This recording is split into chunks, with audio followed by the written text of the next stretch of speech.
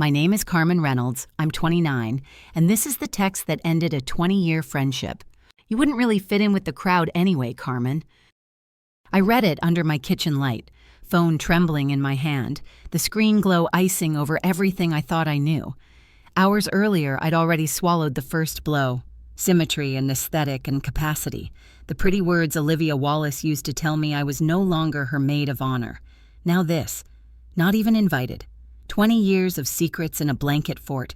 20 years of birthdays, sleepovers, bad haircuts, ice cream after breakups, all reduced to a single sentence that said I didn't belong. I sat down hard, still in the sensible heels Eleanor Peters had once inspected, with that tight smile that never reached her eyes. I could hear her voice even now. How charitable of you. Public school. I'd laughed it off then. I didn't laugh now. I texted back, then deleted. I called, went to voicemail. I stared at the bridesmaid dress bag I'd bought with car down payment money, a $3,000 apology to a life I was never meant to live. Every memory peeled up like tape. Me handing Olivia my jacket in 3rd grade while spaghetti dripped down her blouse. Her promising I'd stand beside her when she married.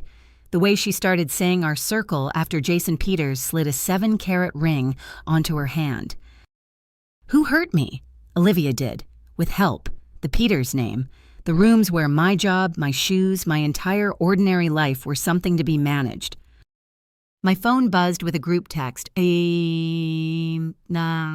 Photos from Paris, the Bachelorette, identical highlights, designer swimsuits, champagne at the Eiffel Tower. My throat burned. I pressed airplane mode and the world went silent. If you know that kind of silence, if you've ever been shut out of a room that used to have your name on it, tell me in the comments where you went to breathe. And if my story resonates, hit like and subscribe so this little corner stays a place for people who choose authenticity over approval.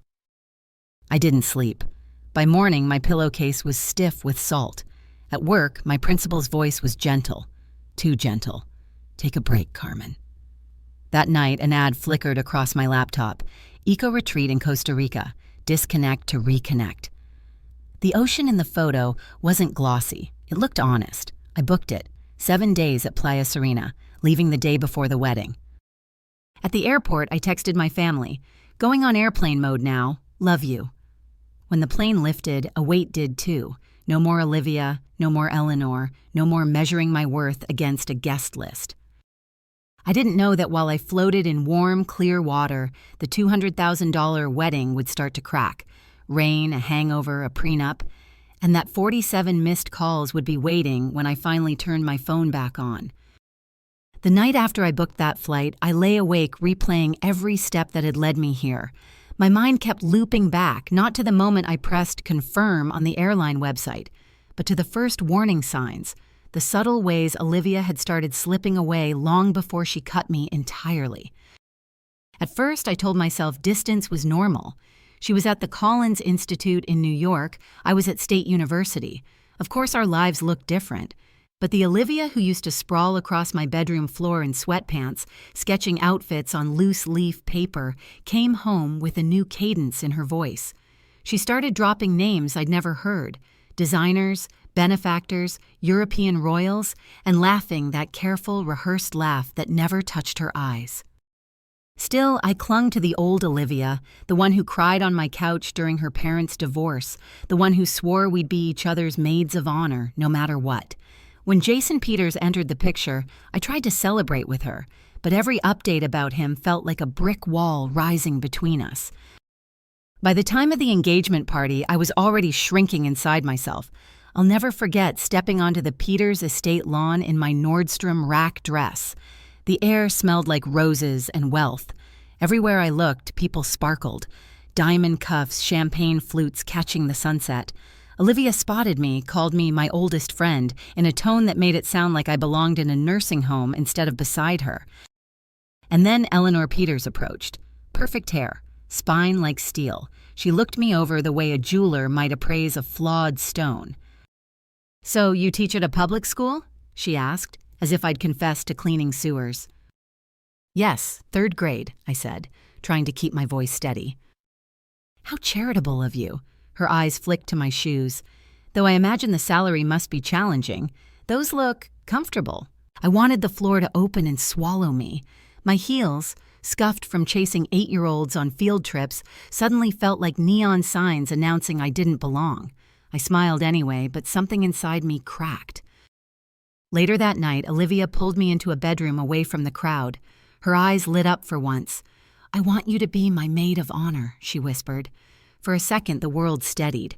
I hugged her tight, believing maybe I'd imagined the distance. Maybe we still had us. But relief lasted only weeks. Every brunch date we scheduled, she canceled. "Eleanor connected me with a planner who's done events for royalty," she texted.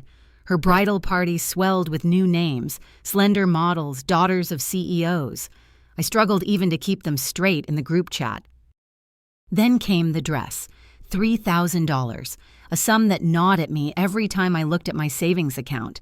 But I paid it, because that's what you do when your best friend asks, because I believed loyalty meant sacrifice. 2 months before the wedding, we met for lunch. She barely touched her salad, kept glancing at her phone. Finally, she said it. "Eleanor feels strongly that the aesthetic needs to be more uniform." My fork froze midair. "What does that mean?" "Just minor tweaks for visual harmony." She smiled, but her eyes skittered away. I left that restaurant with dread coiling in my stomach. 3 days later, Danielle called. "Your name's not on the new bridal luncheon email." I texted Olivia directly. Hours passed before she responded. 8 bridesmaids look better than 9. Since we're so close, I knew you'd understand. Understand? That after 20 years, my place could be erased for symmetry? That the girl who once wore my jacket over a spaghetti stain now thought I was expendable? I spent that night curled on my bed, clutching the useless bridesmaid dress like it might explain itself. My pillow soaked through with tears, the way it had been in high school when Tommy stood me up. Only back then, Olivia was beside me with ice cream. Now she was the one twisting the knife. The final blow came weeks later. Instagram. I scrolled past glittering invitations posted by acquaintances. My mailbox stayed empty. I called her, desperate for some mistake. She didn't answer. Hours later, venue capacity limits. Jason's family had more essential invitees. And then the sentence that burned itself into me forever. You wouldn't really fit in with the crowd anyway. Not pretty enough, not rich enough, not useful enough. I showed the message to my sister, Alicia. Her eyes blazed. $3,000 for a dress you'll never wear and she thinks you won't fit in? That's beyond unacceptable. At Sunday dinner, my parents, usually composed, were furious. My father swore. My mother filled my glass and said flatly, "That is not a friend. That is someone who's forgotten who she is." But when I came home to my empty apartment, their anger couldn't fill the void. I scrolled through Olivia's bachelorette photos, Paris, matching highlights, Eiffel Tower champagne, and felt myself shrinking. The question looped, was I ever enough? Or had our friendship always been conditional, me playing the loyal sidekick until she no longer needed me? Sleep abandoned me. Food turned to either nothing or whole pints of ice cream. Dark circles hollowed my eyes. Even my students noticed. "Are you okay, Ms. Reynolds?" one of my third graders asked. Their concern pierced deeper than Olivia's indifference ever had. When my principal called me into her office, I braced for criticism. Instead, she said gently, "You haven't seemed yourself. Maybe it's time you take a break." Her words unlocked something. I couldn't keep dissolving under someone else's choices, but I also couldn't stop hearing Olivia's final text echoing through every corner of my apartment. That night, when the Costa Rica ad popped up on my laptop, the ocean felt like a lifeline. I clicked book now, and even as relief fluttered through me, I couldn't shake the fear. What if leaving was just running? What if, while I was gone, everything collapsed without me knowing? Carmen boards the plane, but she doesn't realize that while she seeks peace, the wedding she's been cut from is about to implode in ways that will pull her back into Olivia's orbit. Top of form, bottom of form. When the plane lifted off, I pressed my forehead against the window and exhaled, as if I could breathe the past right out of me. Clouds spread beneath us, layers of white cotton I wanted to sink into. My phone was on airplane mode, no more pings, no more reminders of what I wasn't invited to. For the first time in weeks, silence felt like oxygen. The drive from the airport to Playa Serena Eco Resort took nearly 2 hours. The driver, Manuel, pointed out sloths in the trees, scarlet macaws flashing red across the sky. His enthusiasm softened the hard shell I'd been carrying. By the time we turned onto the unpaved road, the sun was melting into the horizon, painting the rainforest gold. The resort itself felt unreal. Wooden cabins tucked between jungle and ocean, stone pathways glowing with solar lanterns.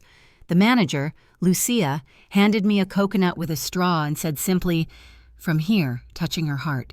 Her eyes seemed to see right through me. That night, alone in the hammock on my deck, I cried harder than I ever had. Not neat, controllable tears. These came from the gut, sobs that left me trembling until exhaustion pulled me into uneasy sleep. Morning came with light filtering through trees, birds I didn't recognize, and the hush of waves. My body ached from sleeping curled in a hammock, but my chest felt strangely lighter.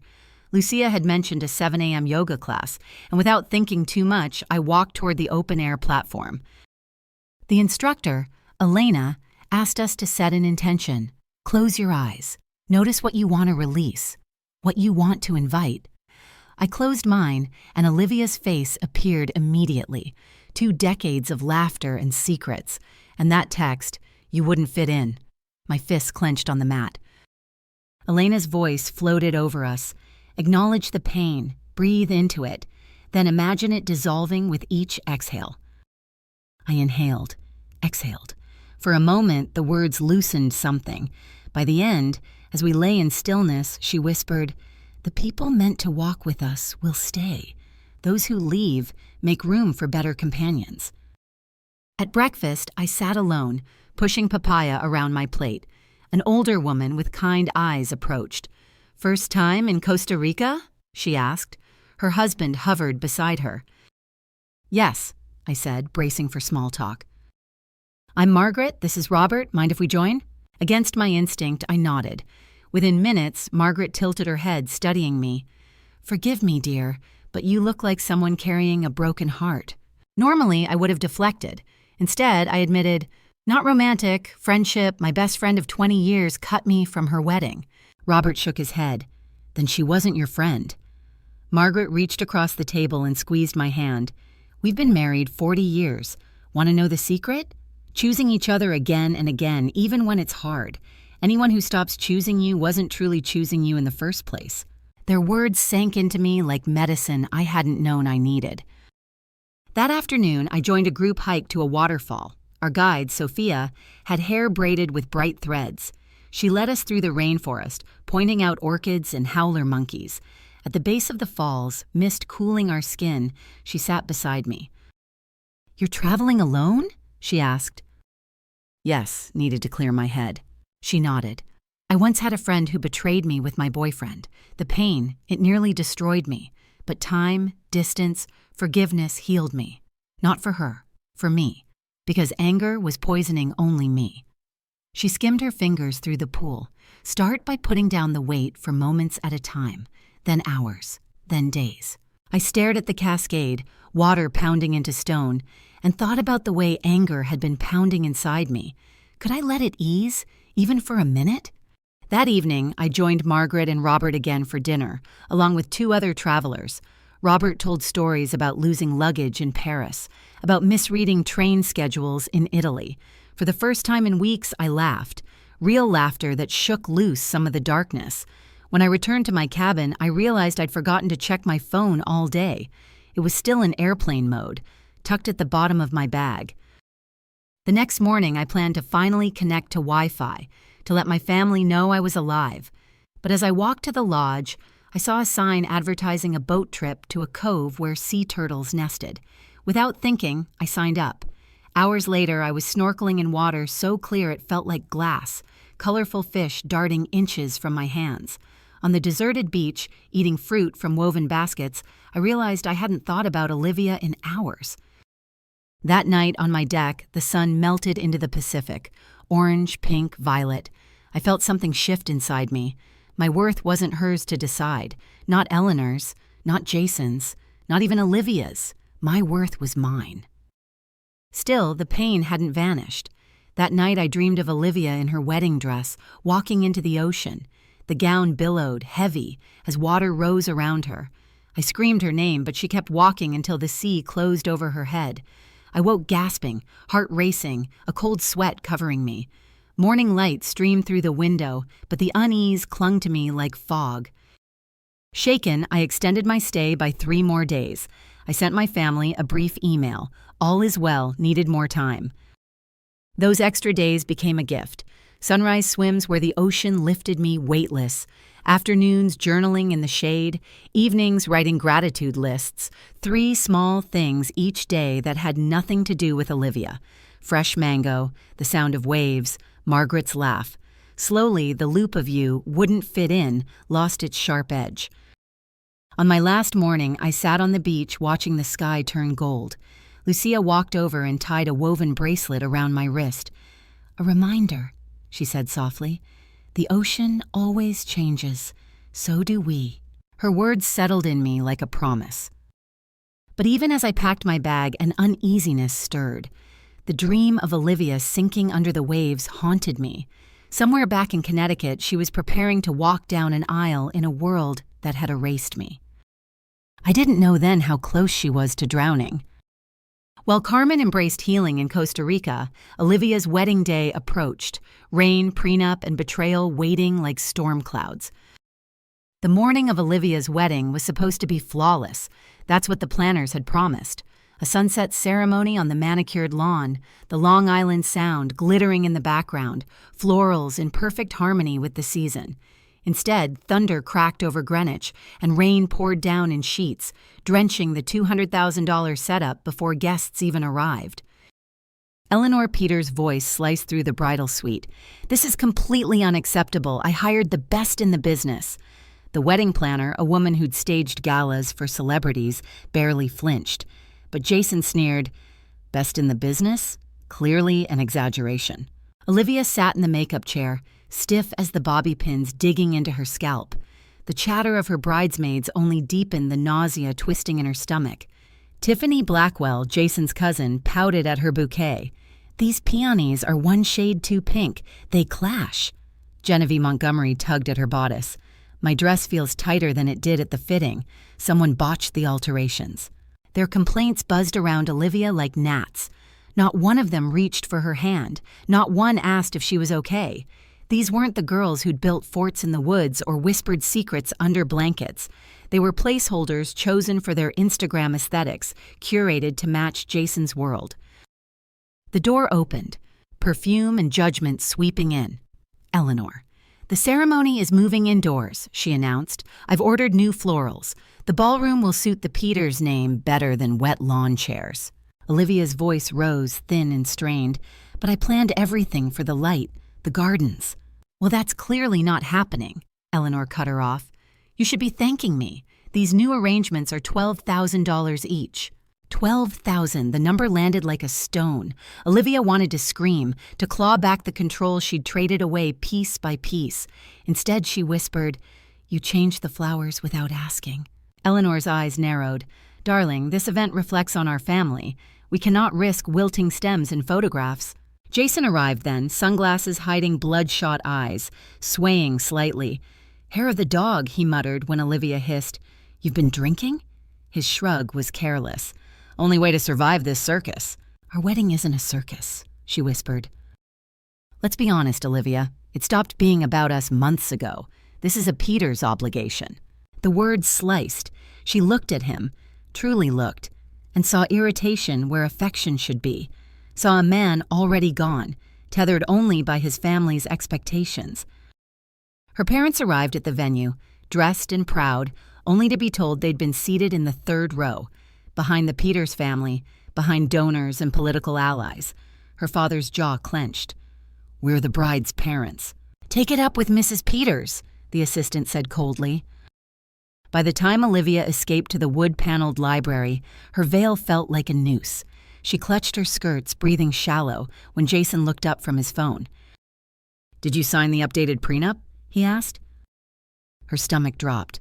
"What updated prenup? I signed last month." "The addendum. My father's lawyers added a few clauses. Nothing major. Nothing major? Her voice cracked. Why would they send new terms days before the wedding? Jason sighed like she was a child. Because they knew you'd overreact. It just clarifies that Peter's properties remain Peter's assets, even after 50 years. Her chest constricted. So I would get nothing, ever. That's how family trusts work. Our circle understands that. Our circle. The phrase slapped her harder than any insult. She wasn't in it. She never would be. Her eyes flicked to his phone. Were you just texting Courtney? His jaw tightened. She's business. Her father invests with us. Don't start this again. Before Olivia could respond, Eleanor entered. Guests are seated. What are you doing hiding here? She never received the addendum, Olivia said, voice trembling. Eleanor waved a manicured hand. Of course there's an addendum. The original was too generous. We extended the timeline. 10 years before you see a dime. A reasonable test of your loyalty. 10 years, Olivia repeated, stunned. Jason checked his watch. Can we not do this now? 300 people are waiting. 300 of your family's connections, she whispered. Exactly. And you almost embarrassed us by inviting that schoolteacher friend. Can you imagine? Eleanor scoffed, completely out of her depth. Something broke inside Olivia. Her name is Carmen, she snapped. She's been my friend for 20 years, the only person who ever loved me for me. Jason's lip curled. And who is that exactly? The woman I proposed to knew her role. She didn't question family business or cause scenes minutes before walking down the aisle. Her tears blurred the room. I don't even recognize myself anymore. Pull yourself together, Eleanor hissed. You're about to become a Peters. Act like one. Jason's eyes raked her face. Fix your makeup. You look terrible. The cruelty landed like a fist. The door opened again. Her father, Thomas Wallace, his gaze locked on his daughter's ruined makeup, the panic in her eyes. What's going on? Nothing, she started, the old instinct to smooth it over rising. Then she stopped, really looked at him. No, everything is wrong. Jason muttered, we don't have time. Make time, Thomas cut in. That's my daughter in a $3,000 dress I helped pay for. If she says something is wrong, then it's wrong. Eleanor bristled. Mr. Wallace, let's remember who financed this wedding. Let's remember whose daughter is being humiliated. He shot back, surprising even himself. Olivia swayed, heart pounding, realization flooding. This was her choice. This was the life she'd been bending herself to fit, and it would never be enough. I want to call Carmen, she whispered. Who? Eleanor barked. My best friend, the one you made me cut, the one you said wasn't good enough. Jason's voice was sharp. Think very carefully. No, Olivia said, finally steady. I've been thinking carefully for months, so carefully that I lost myself, and I lost her. If you walk out that door, Eleanor threatened, you can forget about becoming part of this family. Olivia looked at Jason, then Eleanor, then her father's worried face, and she knew. I already have a family, she said quietly. She gathered her skirts and walked out of the library, Thomas close behind. What followed spiraled into legend. Thomas Wallace standing before 300 glittering guests, voice firm. The wedding will not be taking place. Eleanor fainting into a pile of silk. Jason storming off, texting Courtney before the crowd even dispersed. Guests filming on their phones, hashtags blooming, had Peter's wedding disaster. But through it all, Olivia sat alone in a hotel room, makeup smeared, dress heavy, phone clutched in trembling hands. She called once, twice, left voicemails, sent texts. Carmen, please, I need you. But my phone was still in airplane mode, lying dark on a nightstand in Costa Rica. As Olivia's world collapses, Carmen floats in Pacific waters, unaware of the storm back home, or the dozens of desperate messages piling up, waiting for her return. When my final flight touched down back home, the bubble of Costa Rica shattered in the press of crowds, the stale airport air, the weight of responsibility rushing back. In the taxi line, I finally switched off airplane mode. My phone buzzed so violently I almost dropped it. Notifications poured in, 47 missed calls, dozens of voicemails, hundreds of texts. For one terrifying second, I thought someone in my family had died. My fingers shook as I opened the first voicemail. My mother's voice. "Honey, call us. Something happened at Olivia's wedding." Another, my father, unusually urgent. "Sweetheart, please call immediately. Everyone is trying to reach you." Then, a voice I hadn't expected in years. Diana Wallace, Olivia's mother. "Carmen, I know you and Olivia aren't speaking, but she needs you right now. Please call when you can." I froze, luggage handle slick in my grip. Olivia, needing me. The text told the story in fragments. Jason tried to make her sign a new prenup. Wedding called off. She mentioned you, Carmen. Said cutting you was her biggest regret. By the time I reached my apartment, my family was already waiting. Alicia leaning against my door, parents perched on my couch inside with coffee cups and anxious smiles. "We've been taking shifts," my mother admitted. "We knew you'd be landing today." They filled me in piece by piece. The prenup ambush, Jason showing up drunk, Eleanor's insults, and then Olivia, finally, publicly, walking away. "She told her parents she never should have cut you," Alicia said softly, "that you were the only one who ever loved her for who she really was." I sat in stunned silence, Costa Rican sunlight still clinging faintly to me. Relief, vindication, but also a strange ache for the girl who'd once clung to me at sleepovers, promising forever. My phone rang again, unknown number. My family's eyes locked on me. Alicia smirked faintly. $10 says it's her," I answered, voice shaking. "Hello? Carmen?" The voice was raw, ragged. "Olivia. Is that really you? I've been calling for days." "I just got back," I said cautiously. My phone was on airplane mode. "Costa Rica?" Her words caught. You went on vacation?" "Yes." Silence stretched. Then she whispered, "I need to see you. Please. I know I don't deserve it, but I don't know who else to turn to." I covered the receiver, looking at my parents. My father's brow furrowed, protective. My mother mouthed, "Be careful." But I heard myself say, "Tomorrow, the cafe on Maple Street, 11 o'clock. Relief flooded through the line. "Thank you, Carmen. Thank you." That night, I barely slept. Memories collided. Her betrayal, her laughter, Eleanor's sneer, Lucia's bracelet on my wrist. Was I about to let her hurt me again? Or was this the moment to confront everything? The next morning, I arrived early. My cappuccino sat cooling on the table when Olivia walked in. For a second, I didn't recognize her. Gone were the couture dresses, the flawless hair.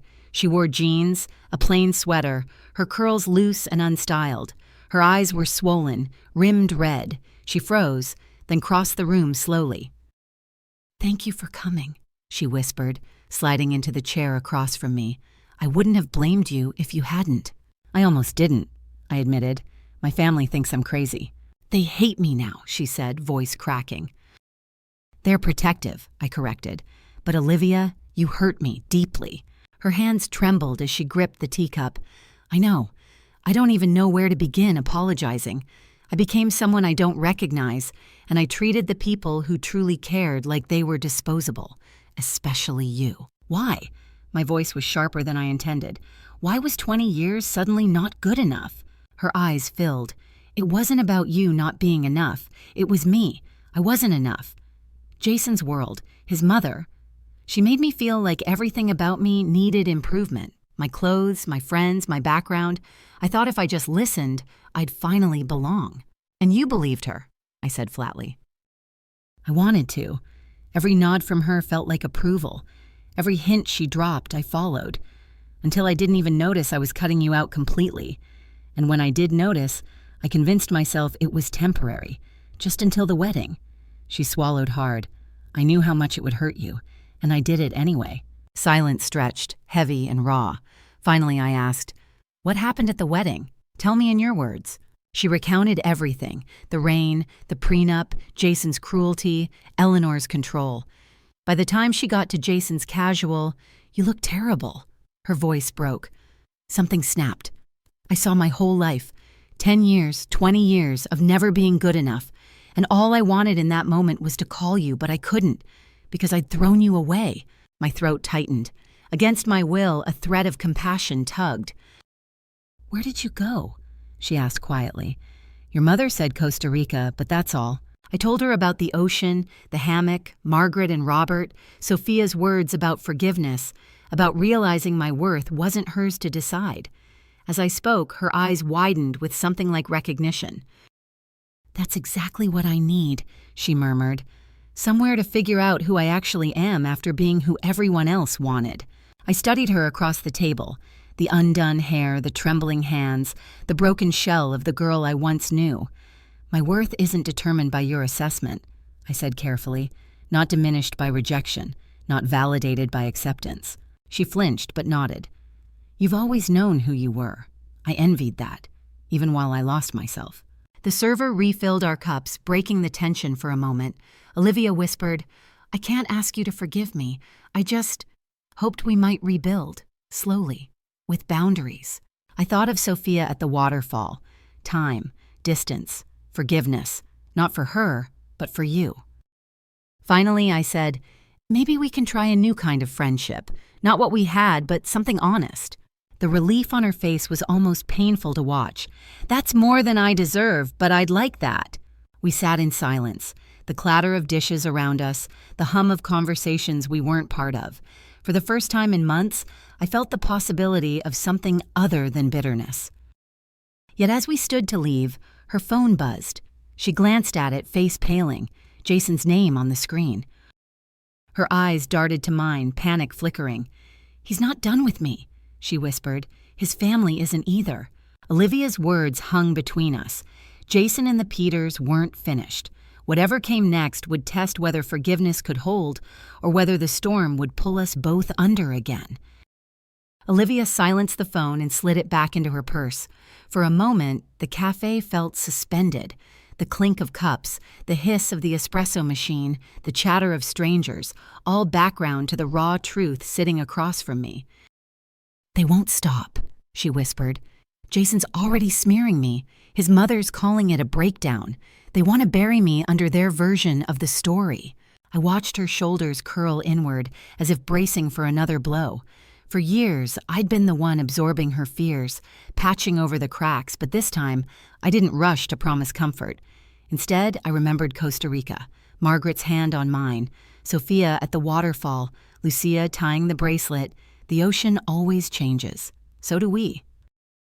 "You can't control their story," I said finally. "Only yours." Her eyes glistened. "I don't know if I'm strong enough." "You walked away from a marriage that would have destroyed you," I reminded her. "That takes strength. Now you decide who you want to be without their voices drowning you out." For a long moment, she was quiet. Then she nodded slowly. "I've reapplied to finish my design degree. I moved back in with my mom. I'm starting over, Carmen, from scratch." A flicker of the old Olivia, the girl with spaghetti on her blouse and sketches on notebook paper, passed through her expression. I felt something soften in me. Forgiveness wasn't instant, but it was beginning. Over the next months, we tested a new rhythm, weekly coffees instead of constant texts, conversations that stayed honest even when uncomfortable. She showed me sketches for projects she'd abandoned years before. I told her about the science teacher I'd started dating, the way he laughed at my classroom stories instead of belittling them. One evening, as we left a restaurant, she paused under the streetlight. "Thank you," she said simply, "for giving me a chance, and for not being there when the wedding fell apart. If you'd answered, I would have leaned on you until I collapsed again. Instead, I had to stand." Her insight startled me, but I understood. Sometimes absence is its own gift. 6 months later, sitting with her at a small cafe table, I realized the truth. The friendship we had wasn't coming back, but something new was taking its place. Healthier, balanced, rooted in mutual respect instead of dependence. Driving home that night, I touched the woven bracelet on my wrist. The threads were fraying a little, but that felt right. Nothing perfect lasts forever. Things unravel, get rewoven, take new shapes. What I carried from Costa Rica wasn't just a tan or photos of sunsets. It was the lesson that my worth wasn't anyone else's to measure. Olivia had learned, too, painfully, that no amount of approval from the Peters could replace authenticity. Life doesn't tie itself neatly. There are scars, unanswered questions, regrets, but there's also growth, forgiveness, and the kind of strength you only find after being broken.